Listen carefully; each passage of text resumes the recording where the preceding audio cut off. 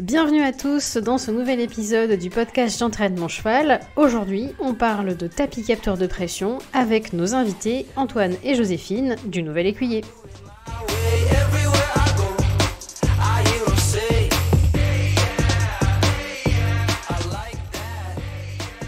Le podcast J'entraîne mon cheval, c'est quoi ? Eh bien, c'est un podcast qui est complémentaire au blog J'entraîne mon cheval.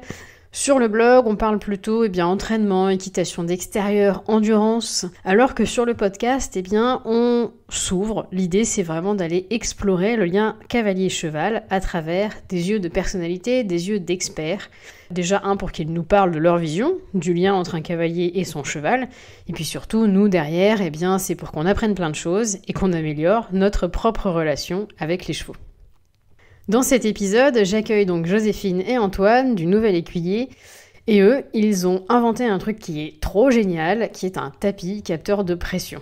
Alors là, comme ça peut ne pas vous parler, mais c'est un super outil pour le développement produit, pour améliorer le matériel des chevaux. On parle tout le temps de la selle, de l'adéquation avec le cheval.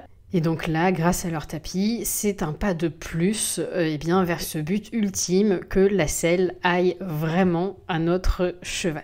Il est moins important, avant qu'on commence, l'épisode a été tourné sur Équitalion. Donc vous entendrez peut-être des bruits de fond, c'est normal, c'est parce que en arrière-plan, vous avez la vie du salon, les bruits du salon tout autour de nous.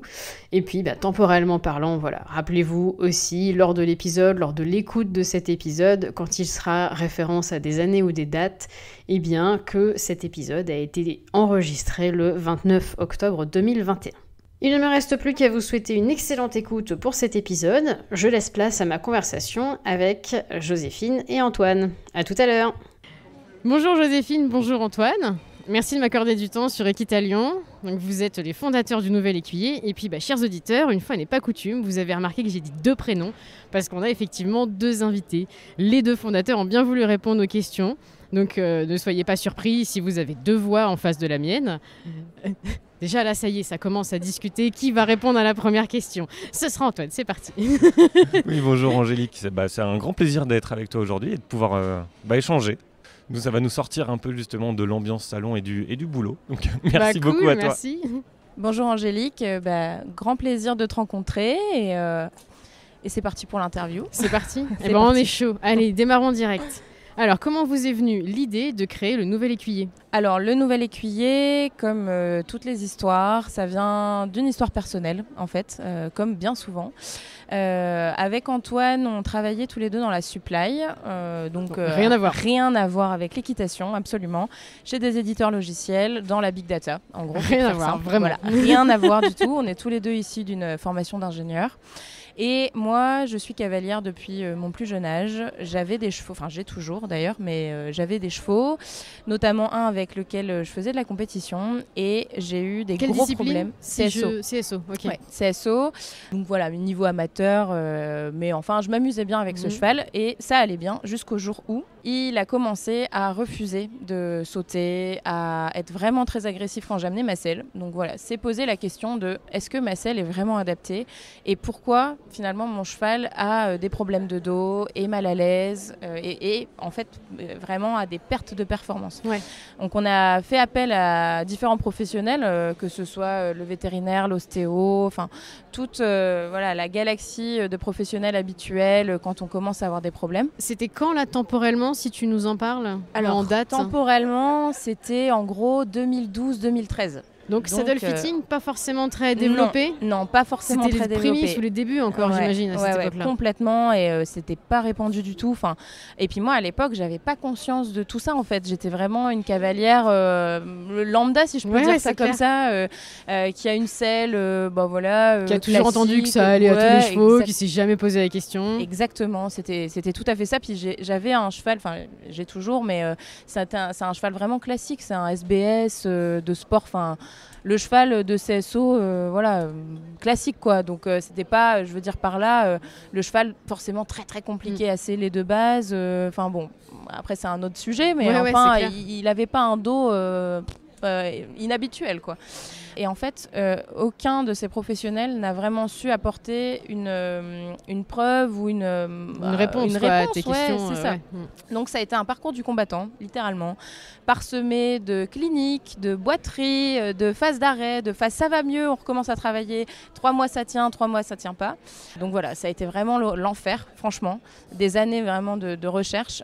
J'imagine la solitude, mais pourquoi en plus je fais appel à tous les pros, je dépense mon argent et ça va toujours pas mieux. On a écumé vraiment toutes les cliniques. Nous on est de Lille et on est allé jusqu'au Ciral qui est en Normandie, donc c'est quand même une petite trotte. Voilà, alors voilà, les cliniques ont toujours très bien répondu, mais c'est vrai que ça a été très compliqué d'aboutir à le cheval peut retravailler dans ces conditions ou pas, quoi. Tu vois.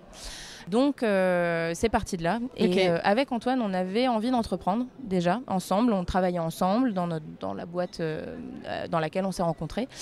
Et on n'avait pas forcément d'idée à la base, mais on savait qu'on avait envie d'entreprendre. Maintenant, entre avoir envie, ce qui peut arriver à beaucoup de monde, voilà, et le faire vraiment, faut trouver l'idée qui est suffisamment importante à nos yeux et qui nous motive suffisamment, parce que c'est pas un mythe, l'entrepreneuriat, il faut avoir l'air insolite, tout le monde nous dit ça, oui, il faut être accroché, tout ça. Alors oui, c'est vrai, et pour moi, ce qui est vraiment important, c'est d'avoir le projet qui nous motive, et en fait, c'est parti de là. Voilà. Le cheval avait mal au dos et on s'est dit, tiens, ce serait quand même vachement bien. Comment Voilà, de savoir et de voir ce qui se passe vraiment sous la selle. Parce qu'en statique, on peut aller voir, ça a l'air d'aller, mais en dynamique, qu'est-ce qui se passe ?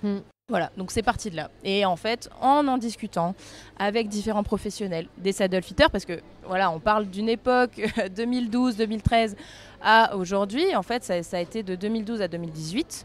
On en a parlé, machin. Ça a vraiment fait son chemin. La petite graine a germé dans notre tête.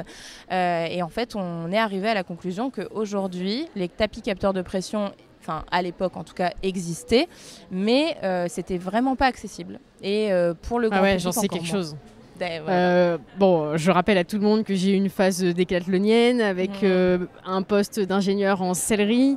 Et c'est vrai que à l'époque, Decathlon fait des études, ils en font toujours, mais c'est vrai que sur la selle, c'était un peu le vide et c'était compliqué.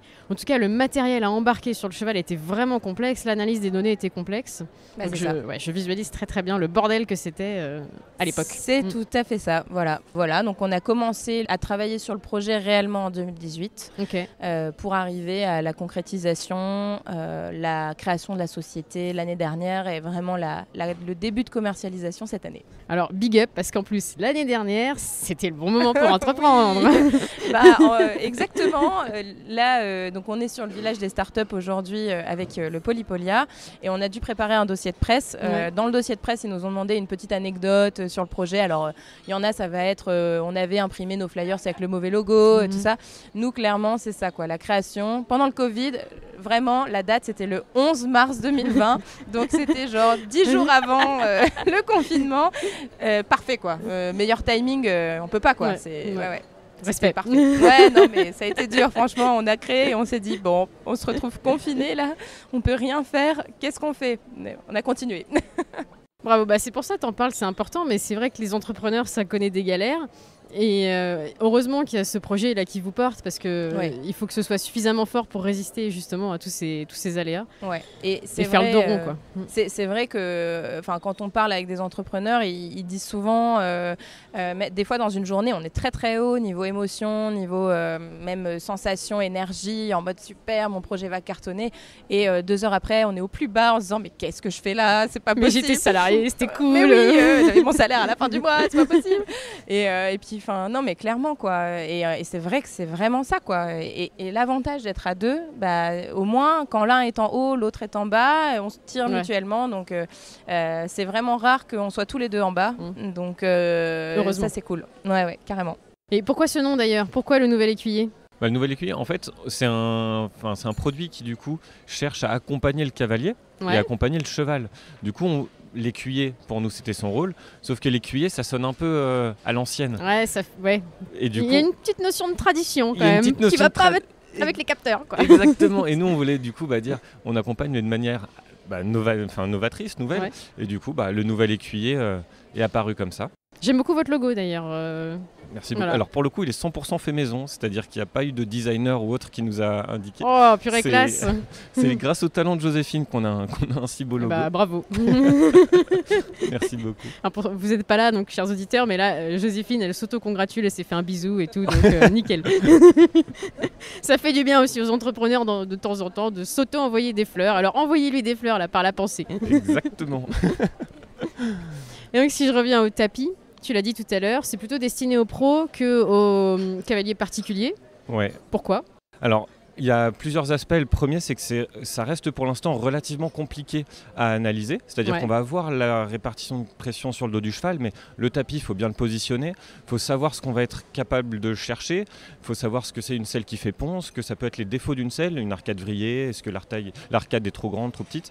Et il faut réussir à avoir un œil un petit peu, pas scientifique, mais pas loin, pour réussir à de la visualisation passer à une action sur le terrain. C'est-à-dire être capable de dire est-ce que le point de pression que je vois là, il vient de la selle ? Est-ce qu'il vient du cheval ? Est-ce qu'il vient du cavalier ? Ou est-ce qu'il vient d'autre part ? Il faut un œil un peu plus aiguisé que pour le moment, c'est plus les professionnels qui l'ont que les cavaliers lambda, moi par exemple. Exactement, il faut un œil assez éduqué. Et la deuxième raison, c'est le prix de vente. Aujourd'hui, le tapis, il a un certain coût à produire et du coup, nous, on le vend au tarif de 4 500 €. Et du coup... Effectivement, ça tranche un peu le marché. Pour le grand public, c'est clairement trop élevé, mais par contre, un sellier, lui, ça va lui permettre de déclencher des ventes, ça va lui permettre de réduire son service après-vente, d'être plus précis dans ses analyses. Et lui, ou même d'équiper son polaire aidé, tu parlais de Decathlon tout à l'heure, c'est exactement leur intérêt. Et eux, à ce tarif-là, c'est clairement acceptable. Il faut savoir que pour des pros, complètement. Nos concurrents, juste pour donner un ordre de grandeur, les principaux concurrents sont entre 15 000 et 20 000 €. Ouais, j'avais ça en tête. Et du coup, ça devient inabordable par contre pour un sellier indépendant ou pour un ostéopathe indépendant. Et donc nous, on a voulu avoir un produit beaucoup plus acceptable d'un point de vue tarifaire pour le marché et qui du coup permettent de toucher plus de personnes, plus de professionnels et donc in fine plus de cavaliers et que ce ne soit pas juste réservé aux gros selliers. Oui, ou aux cavaliers pros qui ont les moyens, qui ont envie. Clairement, que ça soit pour monsieur et madame tout le monde. Donc, moi et Cantade, par exemple. Exactement, parce que les problèmes de chevaux, les problèmes de dos sur les chevaux, c'est pas réservé à l'élite. On en a partout. Nous, on a eu le cas, on est amateur et pourtant, on a eu des problèmes de dos. Donc, ça concerne tout le monde. Donc, c'est quoi le pourcentage sur votre site ? J'ai vu que c'était 85%. Non, 45. 45%. Ouf. Autant pour moi, merci. Ça pourrait faire beaucoup. Ouais, ça en fait, il y a des études qui ont été faites à l'aveugle par des vétérinaires. Ils vont à l'aveugle dans des écuries et ils regardent s'il y a des chevaux qui ont des problèmes de dos. Et la finalité, c'est qu'à peu près 45% des chevaux ont des problèmes de dos. Donc quasiment un cheval sur deux. Ça fait beaucoup de chevaux. Et quand on demande aux cavaliers, est-ce que vous pensez que votre cheval a des problèmes de dos ? Au final, il y a une estimation entre 5 et 10% des gens pensent que leurs chevaux ont des problèmes de dos, alors que la réalité est à 45%. Donc là aussi, il y a une connaissance à savoir pour savoir détecter est-ce qu'un cheval a des problèmes de dos. Joséphine en parlait tout à l'heure. Quand on ramène la selle, si le cheval, rien qu'en la voyant, il se met à tirer les oreilles en arrière et à essayer de nous mordre, il y a un souci. Donc il y a certains indicateurs qui doivent poser question aux cavaliers. Mais c'est vrai qu'après, on a des chevaux qui sont moins sensibles, mais comme je fais de l'endurance, moi, la boiterie est quand même le truc que je veux éviter par-dessus tout. Et il y a effectivement, je l'avais lu à l'époque, une étude qui montre que la selle peut ne pas forcément avoir un impact visuel sur le dos, ou sur même l'attitude du cheval quand on vient seller. Par contre, effectivement, ça peut provoquer des boiteries au postérieur notamment. Oui. Ah oui, complètement. Et en fait, souvent, alors il y a effectivement la selle, mais il y a aussi tous les accessoires qui vont avec. Alors nous, on ne traite pas du tout de ce sujet avec le tapis, mais il y a aussi la sangle qui est super importante. Si vous avez une mauvaise sangle, clairement, ça peut flinguer complètement la locomotion du cheval. Et pareil, comme tu viens de le dire, il y a des chevaux qui sont plus ou moins résistants à la douleur, c'est comme les humains, clairement. Et il y en a qui vont mal fonctionner avec une selle, qui vont fonctionner avec une selle inadaptée toute leur vie. Prenez ne serait-ce qu'un poney de club, un petit shed de club, ou même juste un poney de club tout court, c'est quand même assez rare que la selle soit adaptée, ou on peut avoir des selles inadaptées. Le cheval fait quand même son job, hein. Donc clairement, c'est complètement possible. C'est complètement possible. Après, nous, on le voit clairement, dans notre métier, en parcourant les salons, en allant sur le terrain. Moi, je vois de plus en plus de clubs. Là, je donne cet exemple parce que je viens d'en parler, mais il y a de plus en plus de clubs qui ont conscience de ça et qui adaptent de plus en plus le matériel à la cavalerie. Et tant mieux, c'est vraiment bien. Les consciences évoluent et ça va vraiment dans le sens du bien-être, de la performance, parce qu'au final, le cheval, outil de travail, outil de loisir, mais on lui demande quand même de bosser, quoi. Donc il y a un moment donné... c'est vrai que pour les clubs, l'intérêt est là, parce que du coup, leur cavalerie, elle sera plus longue. Ah oui, complètement. Et ils auront moins de problèmes de veto, des chevaux qui fonctionneront à temps plein, on va dire, pour des cours. Donc tout le monde est gagnant, quoi. Et pour le cavalier, si on est sur une selle qui est adaptée au cheval, c'est quand même plus simple d'avoir un équilibre, un bon équilibre sur le cheval, quoi. Complètement. Alors peut-être que votre entreprise est trop jeune pour avoir ce recul-là, mais pour vous, c'est quoi le mal numéro 1 sur la selle ? Est-ce que c'est plutôt l'arcade ? Est-ce que c'est l'arçon ? Est-ce que c'est les matelassures ? Alors en fait, c'est une question vraiment très compliquée, mais dans une selle, on a plusieurs aspects. On a effectivement l'arçon. L'arçon, il doit être le plus parallèle possible au dos du cheval. Ça, c'est le postulat numéro 1. Ensuite, on a l'ouverture d'arcade qui, sur certains modèles, est adaptable, c'est-à-dire qu'on peut interchanger les arcades, les ouvertures d'arcade. Ça, pareil, il faut que ce soit le plus parallèle possible au dos du cheval. Et ensuite viennent les matelassures et tout ce qui est pour le cavalier, les quartiers, les taquets, le siège, la tension du siège, le moelleux, etc. Voilà. Les matelassures, on va avoir plusieurs matériaux. On peut avoir de la laine, de la mousse, du caire, du flair. On a vraiment multitude de possibilités, sachant que la laine, c'est plutôt très anglais. En France, on utilise plus de la mousse ou du latex que de la laine. Et ça dépend aussi des marques qu'on va utiliser. Pour moi, clairement, il y a, en tout cas, au niveau de l'arçon, au niveau de la selle, en tout cas, le mal numéro 1, en général, c'est quand même l'arçon qui n'est pas adapté au dos du cheval. Clairement. D'accord. L'arçon, c'est quand même la pièce qui est rigide dans la selle. Et si l'arçon n'est pas adapté au dos du cheval, on peut faire ce qu'on veut. Et tu peux mettre toutes les mousses que tu veux. Ça ne changera rien. Si on a un arçon qui est parallèle, mais avec une ouverture d'arcade, par exemple, qui est trop ouverte, on va savoir venir mettre des cales, faire des ajustements, changer les panneaux, changer l'arcade. On sait travailler, mais si l'arçon n'est pas adapté, voilà. C'est impossible en fait de venir faire quelque chose. Je comprends l'idée. Alors avec des mots simples, je sais qu'il ne faut pas demander à un ingénieur la technique parce qu'il vous l'explique vraiment. Oui. Alors du coup, de manière simple, comment fonctionne le tapis ? Alors le tapis, en fait, il ressemble vraiment à un tapis d'équitation classique. Il est un peu plus long parce qu'on a des câbles mais qui sont à l'intérieur du tapis qu'on doit faire passer à l'arrière. Dans le tapis, on a 576 capteurs de pression. Donc je répète quand même, 576. Vous prenez un tapis et vous mettez 576 petits carrés de capteurs. Ça calme tout le monde. C'est ça. Et en fait, mais on est obligé d'avoir ça parce que sinon, on voit pas grand-chose. Okay. Du coup, on a cette précision-là. Donc, on a 576 capteurs, mais pourtant, le tapis reste très souple. En fait, c'est des capteurs qui ont été développés par un fabricant qui est vraiment spécialisé dans des tapis capteurs de pression souples, mais ils n'avaient pas encore été appliqués à l'équitation. Donc nous, on a beaucoup discuté avec lui et on a réussi à faire un tapis qui soit dégarroté. Et ça, on ne se rend pas forcément compte, mais c'est très compliqué d'un point de vue électronique d'avoir un tapis dégarroté. Alors attends, je fais une mini pause, je développe le tapis pour iZoom. Et oui, putain, même avec de la confection pour un tapis, c'est compliqué. Voilà, parenthèse fermée. Et du coup, il faut s'imaginer, sur le tapis, on a, en fait, c'est un espèce d'hamburger avec différentes couches. On va avoir des couches sur lesquelles vont être imprimés les câbles électriques. On a des couches qui vont contenir vraiment une petite... Alors j'ai passé un tout petit peu pour parler aux un petit peu quand même. Un tout petit peu. Alors c'est une couche, c'est un tissu qui est imbibé d'une encre piezo-résistive. Ça veut dire que c'est un tissu dont la résistance électrique va changer en fonction de la pression qu'on applique. D'accord, ok. Donc à partir de là, on a un petit boîtier électronique qui va venir mesurer à chaque endroit quelle est la résistance électrique de mon tapis sur chacun des 576 capteurs. Et à partir de là, on est capable de reconstituer la valeur de pression et de faire une cartographie de la pression. Et ça, on le fait sur les 576 capteurs 10 fois par seconde. Parce que si on n'a pas une bonne fréquence d'acquisition, on n'est pas capable de voir un cheval qui va se mobiliser au trot. Enfin, on doit être capable d'avoir une fréquence suffisamment importante pour justement pouvoir voir ce qui nous intéresse. Une fois qu'on a du coup les données qui sont lues, elles arrivent dans un petit boîtier électronique qui est situé à l'arrière du tapis. Et là, elles sont envoyées en Bluetooth sur un téléphone ou sur une tablette. Okay. Donc on a une portée à peu près de 20, 30, 40 mètres si les conditions sont bonnes. Donc ça, c'est hyper cool parce que ça veut dire qu'on peut évoluer dans la carrière sans avoir un mec qui court avec des fils derrière le cheval. Complètement. On a ça, pour le coup, les anciens tapis capteurs de pression, si vous regardez, effectivement, il y a des fils qui sortent du tapis, qui vont jusqu'à un mec avec son ordinateur portable.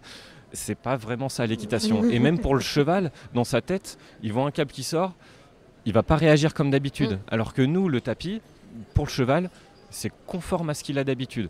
Donc il n'y a pas de... on appelle ça l'effet blouse blanche.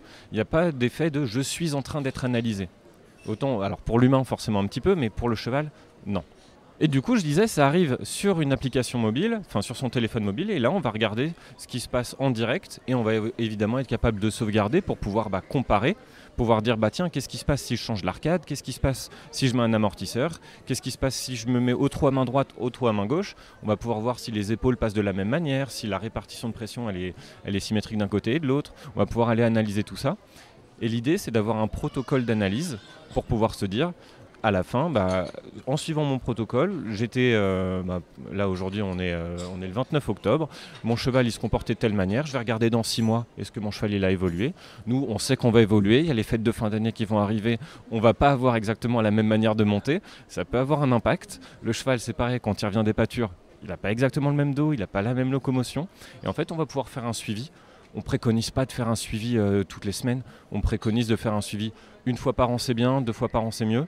Et à partir de là, l'idée c'est qu'on puisse voir l'évolution du cavalier, de la selle et du cheval, parce que les 3 évoluent. Puis j'imagine aussi qu'en faisant un protocole, ça permet de normer et d'avoir sur du pas, du trot, du galop aussi peut-être des petites variations qu'on n'aurait peut-être pas détecté aussi s'il n'y avait pas eu ce suivi ou s'il n'y avait pas eu ce protocole. Ouais, c'est-à-dire que si on ne fait pas le protocole, je vous laisse imaginer, aujourd'hui, vous faites votre essai, sauf que le cheval voit un oiseau qui s'envole, il fait des gabrioles, etc.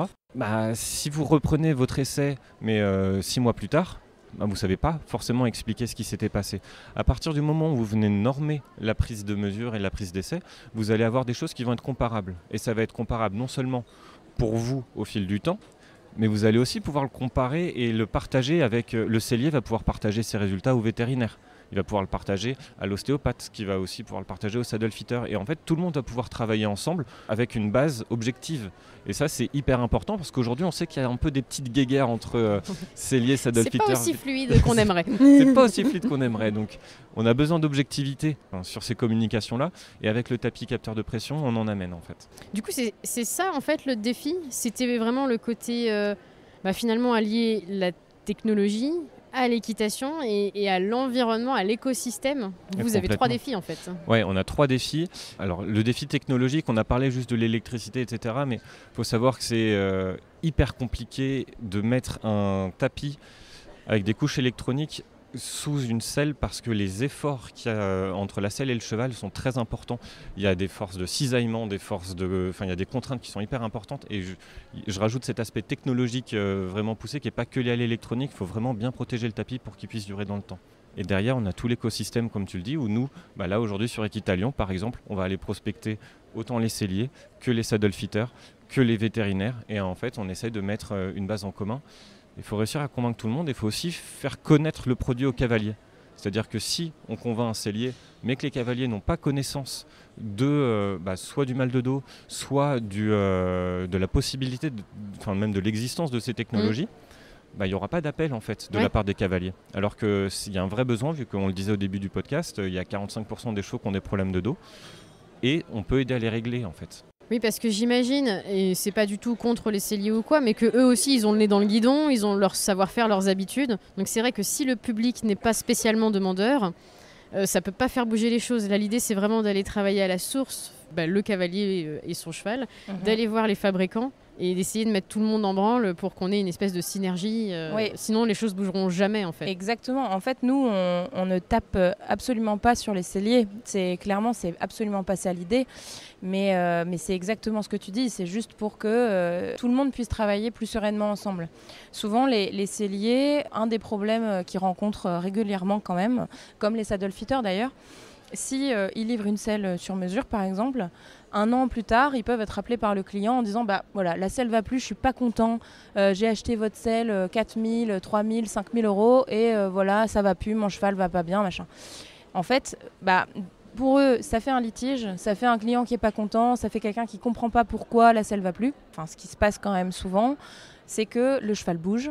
Voilà, c'est un être vivant. Si on prend un cheval jeune, c'est encore plus vrai, puisqu'on sait que le cheval continue de grandir et d'évoluer jusqu'à ses 8 ans en moyenne. Et bien voilà, avec un outil comme ça, en faisant un comparatif entre au moment où la selle a été livrée et 6 mois, 1 an, 1 an et demi, comme vous voulez, plus tard, et bien voir ce qui a changé en fait, tout simplement. Je rebondis. Moi, par exemple, mon cheval, il a eu la lepto. Il a fondu comme c'est pas permis. Déjà, de base, il était pas bien gros. Et entre le moment où on l'a remis en route et aujourd'hui, donc entre janvier 2021 et octobre 2021, il a changé 4 fois d'arcade. Bah oui. Et là, j'ai regardé que l'arcade. Tu vois, j'ai une selle sur Good où je peux déjà bouger ça. Ouais. Je me dis, c'est ouf. Et ça doit être pareil pour les chevaux d'endurance, entre le début et la fin de saison. Pareil pour les chevaux de dressage, de bien saut. sûr, bien sûr. Où en fait, juste même le fait de faire du sport à un moment ou un autre, plus qu'à un autre, et voilà, puis, ça bouge, quoi. Si on change le cheval d'environnement, si on change sa façon de travailler, si on change de coach, enfin... Voilà, tout est bon pour que le cheval bouge en fait. Mais même un cheval qui est installé, c'est-à-dire qui a 10 ans, 12 ans, 15 ans, il peut complètement évoluer. Enfin, moi, je l'ai bien vu. Mon cheval avait, comme je l'ai dit au début du podcast, beaucoup de problèmes de dos autour de ses 10, 11 ans. Maintenant, il en a 18. Entre-temps, il a continué de bouger, quoi. Ouais. Donc, c'est toute la vie en fait. On travaille avec du vivant. Une fois... C'est déjà très bien. Je pense qu'effectivement, après, plus on check et mieux c'est. Particulièrement, en fait, pour ceux qui ont des objectifs sportifs très élevés. Clairement. Et en fait, là, on parle beaucoup de la selle et de l'adaptation de la selle. Mais c'est vrai qu'il y a aussi la posture du cavalier qui est très importante et que, avec notre outil, on sait aussi aller observer. Et ça, c'est pareil. On a fait des essais, même cheval, même selle, 2 cavaliers différents. Mais on n'a pas du tout les mêmes répartitions de pression. Donc la selle était adaptée, c'était pas le but de l'observation, mais les 2 cavalières n'avaient pas du tout la même assise, la même façon de se mouvoir à cheval, et donc ça a impacté le cheval. Ouais, je rajoute juste un autre exemple qui était, qu'on présente ici à Equita, qui est assez marquant. C'est on a une cavalière qui a des semelles orthopédiques. On a fait un essai, alors il y a vraiment 5 minutes d'écart entre les 2 essais. Elle a juste, mis et enlevé ses semelles orthopédiques. Quand elle les met, elle est régulière et il y a autant de pression sur la partie gauche et droite de la selle. Elle les enlève, elle perd complètement en régularité et il y a 10% de report de poids de la gauche vers la droite. Énorme. Et c'est juste le seul variant entre les deux, c'est vraiment un essai qui fait à 5 minutes d'écart. Tout est pareil, sauf les semelles orthopédiques de la cavalière. Donc, même allure, même main, vraiment tout identique. C'est vraiment, c'est là où on se dit, en fait, c'est vraiment un tout. Et c'est pour ça aussi que c'est très important d'avoir l'œil d'un professionnel, parce que, je vais prendre un autre exemple. On avait changé le mors d'un cheval. Avant, avec son mors précédent qui ne lui convenait pas vraiment, il creusait beaucoup son dos. On change son mors et là tout à coup il tend son dos. Et donc la répartition de pression, la selle elle faisait pont avant et juste après elle fait plus pont. Et c'est là où en fait faut vraiment voir le cheval dans son ensemble. C'est pas parce qu'il y a une mauvaise répartition de pression qu'il faut mettre en cause la selle ou qu'il faut mettre en cause le cavalier. Ça peut venir des semelles du cavalier, ce qui n'est pas forcément la première chose à laquelle on pense. Intuitif. C'est pas très intuitif. Ça peut venir du mors, ça peut venir des pieds, ça peut venir un peu de n'importe où. Et nous en fait dans nos contacts, il y a régulièrement des maréchaux qui nous posent des questions. Il y a en fait beaucoup de corps de métier qui s'y intéressent alors qu'ils ne sont pas directement concernés par la sellerie. En fait, c'est vraiment tous les professionnels qui travaillent autour de la locomotion du cheval. Alors c'est bluffant parce que j'avais pas imaginé jusque-là, jusqu'au mort. Mais en fait, c'est extrêmement logique. Il suffit que tu le dises pour qu'on se dise « Ah ben oui !» Ouais, et on va... Alors là, on l'a pas encore fait, mais on va faire des essais sur les sangles aussi. Parce que clairement, j'allais vous demander. Si on allait étendre, mais déjà au niveau de la selle, voir les différences d'une sangle à l'autre, parce que c'est pareil, on a pléthore de sangles qui existent aujourd'hui sur le marché, avec élastique, sans élastique, en cuir, en synthétique, différents synthétiques. Et clairement, au niveau locomotion, il y a des différences entre une sangle à une autre, quoi. Donc faire des essais, ça va être super intéressant aussi. Effectivement, c'est ma question qui m'a fait bugger. Vous allez développer d'autres formats du coup de ce tapis pour la selle, pour la sangle, pardon. Et puis je pousse la question pour la briderie. La fameuse étude sur la pression sur la nuque. Ouais. Il faut un tout petit capteur qui soit souple et tout. Ouais. Est-ce que ça aussi, c'est dans les tuyaux ou pas ? Oui, ça fait partie de nos idées. Clairement, la sangle, on y a pensé tout de suite parce que pour nous, c'est complémentaire tout ça. Là, je peux pas te dire qu'on travaille dessus actuellement parce que clairement, on a largement de quoi faire avec un premier produit. Un truc à la fois. Un truc à la fois, c'est ça. Mais clairement, ça fait partie du pipe, quoi. Oui, carrément. Maintenant, c'est toujours pareil. Avant de lancer un prochain produit, il faut qu'on tâte un peu le terrain, qu'on fasse une étude de marché, tout ça. Mais oui, il y a une vraie c'est déclinable, en tout cas, l'idée est déclinable. Ah oui, c'est complètement déclinable. Après, on fait la taille qu'on veut, c'est des contraintes techniques, mais c'est possible. C'est possible. Et du coup, alors je reviens sur ce qu'Antoine a dit sur le côté semelle orthopédique, posture du cavalier, etc. Est-ce que ce sont des prestations que vous allez proposer, alors peut-être pas via des saddle fitters, est-ce que vous-même vous avez envie de coacher des cavaliers jusque-là ?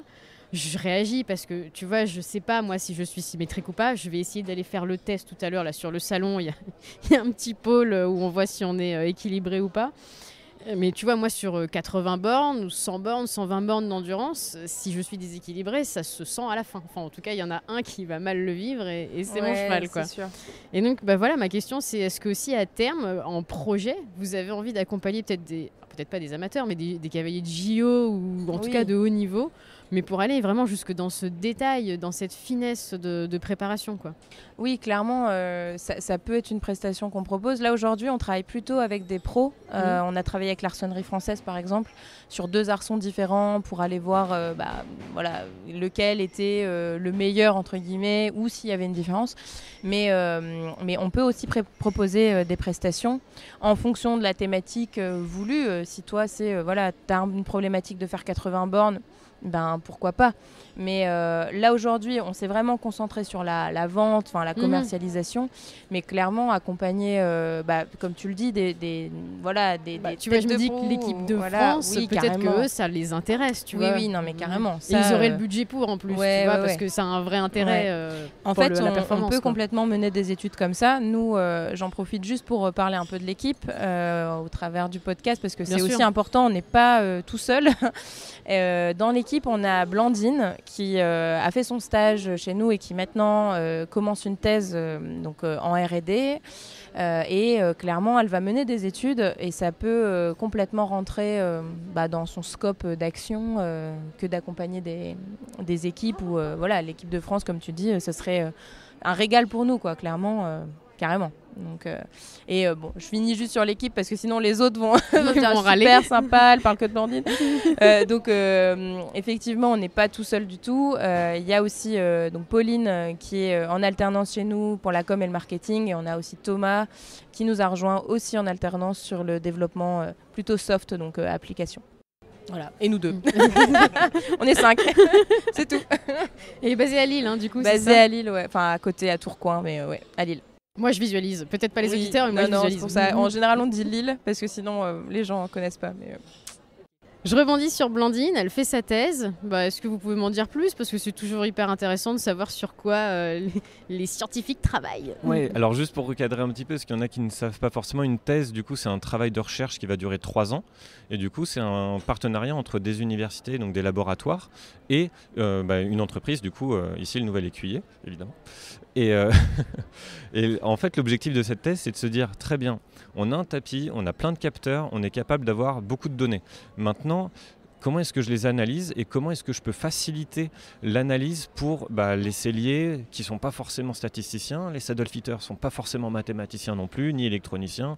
Et du coup, comment est-ce qu'on peut faire parler cette donnée? Donc nous, ça c'était notre ancienne vie avec Joséphine. On travaillait chez un éditeur logiciel et clairement, la donnée brute, on sait qu'elle ne livre pas 100% de ce qu'elle peut livrer. Donc là, on est en train justement de chercher à travailler sur réussir à détecter automatiquement est-ce que la visualisation de pression qu'on voit là, elle sous-entend que la selle est adaptée ou non. Si oui, est-ce qu'on est capable de guider le sellier ou le professeur d'équitation pour dire a priori, quand on voit ce genre de problème, c'est plutôt de la faute du cavalier qui ne se tient pas droit, ou alors, a priori, quand on voit cet autre type de problème, c'est plutôt le cheval qui, par exemple, a un blocage sur son épaule. Ça, on a eu le cas, par exemple, on travaille avec Biopraxia aussi, l'école d'ostéopathie, et ils veulent voir justement un avant-après sur leur manipulation. Et là, du coup, en fait, il y a beaucoup de sujets de recherche qui peuvent être menés autour de ça, et l'ensemble de ces sujets-là va nous permettre à la fin de nous faire une espèce de banque de données de répartition de pression ou en tout cas d'évolution, tout en suivant le même protocole, c'est hyper important, pour pouvoir être capable d'aiguiller les professionnels et pourquoi pas, si on arrive à vraiment démocratiser tout ça, pourquoi pas aider carrément le cavalier qui n'y connaît pas forcément grand-chose en adaptation de la selle, mais si on arrive à faire quelque chose de suffisamment simple, on va peut-être être capable de dire attention, cette selle-là, elle est catastrophique pour le dos, elle touche la colonne vertébrale à tous les endroits, ou alors, ça a l'air d'aller. On ne mettra jamais un tampon final disant, sans le regard d'un professionnel, la selle va à 100% et le cavalier a une posture parfaite, parce qu'il peut y avoir d'autres problèmes. Mais par contre, on peut guider le professionnel, et là, il faut qu'on réussisse à pré-mâcher le travail et à valoriser la donnée. Donc ça, c'est pour ça qu'en fait, on investit énormément dans la recherche et c'est aussi un différenciant qu'on a par rapport aux autres qui proposent, enfin nos concurrents qui proposent des tapis capteurs de pression. On était allé à une démonstration d'un de nos concurrents. Il nous disait très fièrement « Aujourd'hui, je vous présente le tapis dans le cadre de l'équitation. Demain, je présente exactement le même tapis, mais je le présente à Renault et à Peugeot. » D'accord. C'est pas du tout la même utilisation, c'est pas du tout les mêmes contraintes. Ouais. Et du coup, vous imaginez facilement que le tapis, il n'est pas dégarroté, il n'est pas adapté à l'équitation et qu'il n'y a aucune force d'analyse de données derrière. Nous, on se spécialise dans l'équitation, on sait qu'il y a un énorme travail à faire et du coup, on y va et on investit dans la recherche. Alors du coup, je rebondis sur la valorisation de données, parce que j'imagine aussi que plus vous aurez des études et plus vous aurez vu des chevaux et des cavaliers, et plus aussi vous serez fin. Peut-être que vous serez capable à terme de faire une étude spéciale dressage, spéciale endurance, saut d'obstacle, avec du coup les différentes selles principales dans chaque discipline. Et du coup, ça, alors, c'est vrai que pour le cavalier lambda particulier, ça n'a pas forcément beaucoup de valeur et d'utilité, mais en tout cas pour les professionnels qui voudraient faire des développements spécifiques pour ces disciplines-là, c'est clair que ces données auraient beaucoup de valeur et permettraient un vrai produit, un vrai brief pour avoir un truc, mais aux petits oignons pour la discipline de ouf, quoi. Oui, et en fait, dans l'application, aujourd'hui déjà, quand on fait des enregistrements de données, on couple déjà toutes les données aux caractéristiques du cheval, du matériel et de l'environnement. Donc c'est-à-dire que quand on enregistre, on va dire c'était avec tel cheval. Est-ce que le cheval a, je sais pas, une dissymétrie connue par exemple, un problème morphologique connu, à quelle allure c'était, avec quel accessoire, quel type d'accessoire si on en ajoute, voilà. Donc c'est vraiment tout ce travail assez fin. Et c'est ça finalement, tu l'as dit, plus on va avoir de masse et plus ça va être efficace, mais on veut de la masse quali, quoi. C'est-à-dire qu'on ne veut pas juste savoir que c'est une selle CSO, on veut savoir c'est quel type de modèle, quelle année, exactement, exactement, c'est tout l'intérêt. Et du coup, je voudrais juste rajouter que depuis le début du projet, on s'est toujours entouré de différents corps de métier, que ce soit des selliers, des ergonomes, des ostéopathes et vétérinaires, ou même cavaliers pro, professeurs d'équitation. Et c'est ça qui a aussi fait grandir et qui a nourri le projet. Et au fil du temps, on se rend compte assez vite finalement que chaque professionnel a ses propres besoins. Un sellier ne va pas avoir les mêmes qu'un ostéopathe ou qu'un vétérinaire, etc. Et nous, notre job, c'est aussi de pouvoir répondre à toutes ces problématiques. Et encore une fois, heureusement qu'on a été accompagnés par tous ces corps de métier parce qu'ils ont chacun su apporter leurs briques, su apporter leur expertise et leur analyse. Et c'est ça qui nourrit aussi le projet, quoi. Notamment, on parlait de Biocraxia, on a aussi GBS avec qui on échange beaucoup, on a aussi Ergonomie équestre et Eugénie Cotreau avec qui on travaille depuis très longtemps. Et chacun a vraiment su apporter son analyse. On est aussi accompagné par des réseaux de création. On parlait du Polypolia tout à l'heure. On est accompagné par Réseau Entreprendre Nord. Enfin voilà, il y a tout un écosystème autour de nous qui fait aussi la richesse du projet et l'efficacité du produit à la fin, quoi. Si jamais nos auditeurs veulent vous suivre, veulent vous connaître, veulent avoir plus d'infos, ils peuvent aller voir votre site, vos réseaux sociaux, j'imagine ? Oui, bien sûr. Du coup, big up à Pauline. Mais oui, tout à fait. On a notre site internet, bien sûr. On a aussi nos pages LinkedIn, Facebook et Insta. Notre site web, lenouvelécuyer.com. Sur Facebook et Insta, on peut taper directement Le Nouvel Écuyer et on nous retrouve tout de suite. Voilà, pour trouver la page facilement. Nickel. Où est-ce qu'on pourra vous retrouver dans les prochains mois ? Alors, je rappelle à tout le monde que le podcast est enregistré sur Equitalion, mais effectivement, il y aura peut-être un petit laps de temps entre l'enregistrement et la diffusion. Donc, au global, est-ce que vous avez déjà des événements, des projets en tête ? Oui, alors là, effectivement, dans les semaines qui arrivent, donc, on est donc sur d'autres salons, notamment le salon du cheval d'Angers, le congrès des vétérinaires à Marseille la semaine prochaine. Et alors, on n'a pas encore mis le dossier en place parce qu'on a un peu de temps pour ça, mais on pensait faire pourquoi pas le salon de Bordeaux aussi. Okay. Voilà, c'est les plus gros salons, souvent B2C, pour faire connaître l'outil. Et après, à savoir, on se déplace quasi dans toute la France pour faire des démonstrations. Clairement, on est souvent sur le terrain et on va bientôt mettre en place sur notre site une map avec tous les professionnels qui sont équipés. Comme ça, si les auditeurs sont intéressés pour faire analyser leur selle par un professionnel qui est équipé, eh bien, ils pourront se rapprocher du professionnel le plus près de chez eux. Alors, le mot de la fin. Question que je n'ai pas préparée, que je n'ai pas mis. Alors, attention les ballons. Wow. Je la pose à tout le monde parce que je trouve ça intéressant sur le côté spontané de la réponse. Donc si je vous dis lien cavalier-cheval, quel est le premier mot qui vous vient à l'esprit ? Moi j'aurais tout de suite dit selle, mais... mais tu peux ? Ouais. La selle. Et pour toi, Antoine ? C'est ma vision d'ingénieur et du coup ce qui fait le lien entre le cavalier et le cheval, c'est la selle aussi, c'est le premier qui est venu, mais c'est d'un point de vue mécanique en fait. Mais c'est très bien, en fait je pose la question à chacun de mes invités parce qu'effectivement suivant son origine, sa vision, ça peut être un lien immatériel ou matériel. Donc, pour vous, je comprends tout à fait que ce soit la selle. Si on était un peu mégalo, on aurait dit le tapis, bien sûr. Comme quoi. Voilà. C'est bon, ils sont humbles, j'ai checké. Ouais, on est raisonnable. Merci beaucoup Joséphine, merci beaucoup Antoine. Excellent salon et puis à bientôt. Merci à toi Angélique. Merci Angélique. Et bien voilà, c'est la fin de notre épisode avec Joséphine et Antoine du Nouvel Écuyer. J'espère qu'il vous a plu et que vous avez appris quelque chose. Moi, je vous donne rendez-vous dans à peu près 15 jours pour l'épisode de podcast suivant. Allez, à bientôt, bonne semaine.